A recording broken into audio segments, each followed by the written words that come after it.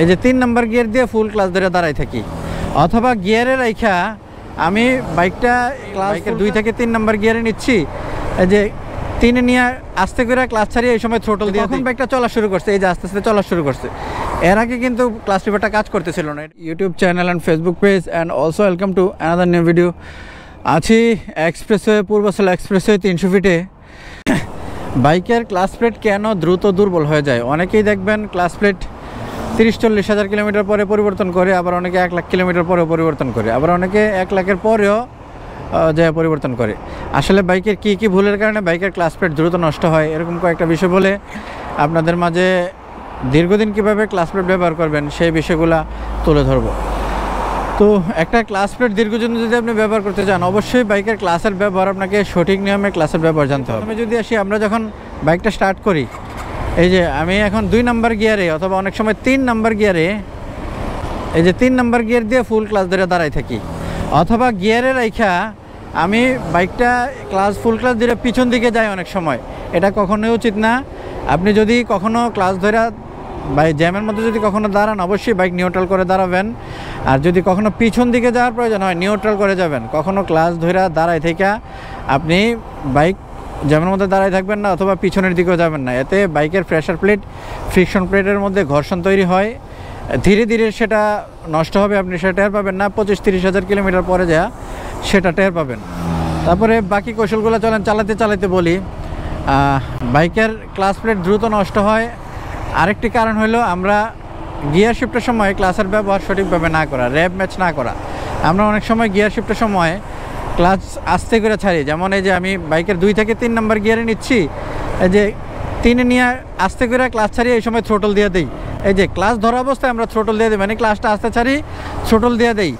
ফুল class না ছাড়িয়ে throttle দেওয়ার কারণে বাইকের ক্লাস প্লেটের ফ্রিকশন প্লেট এবং প্রেশার প্লেটের মধ্যে প্রচণ্ড ঘর্ষণ হয়, যার কারণে ক্লাস প্লেট ক্ষয় হয়, ক্লাস প্লেট পুড়ে যায়, ক্লাস প্লেটের দীর্ঘস্থায়িত্ব কমে যায়।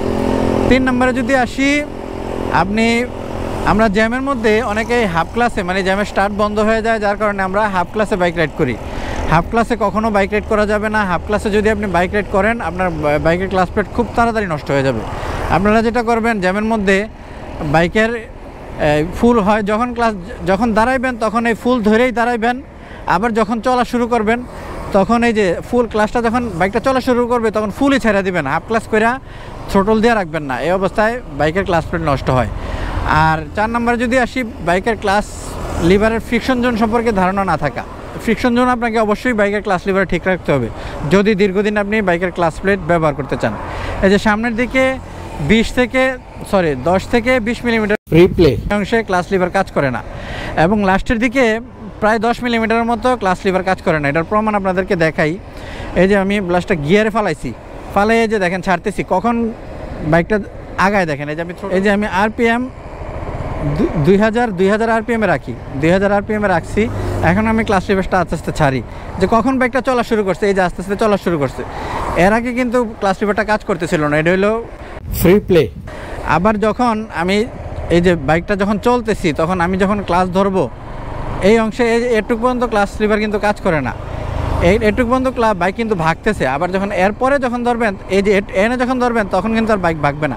বাইক আরপিএম ঠিকই পারবে, কিন্তু বাইক আস্তে আস্তে চালাইতেছেন, যখন ক্লাস যখন সামনে জ্যাম দাঁড়ানোর প্রয়োজন, ফুল ক্লাস ধরে দাঁড়াইবেন।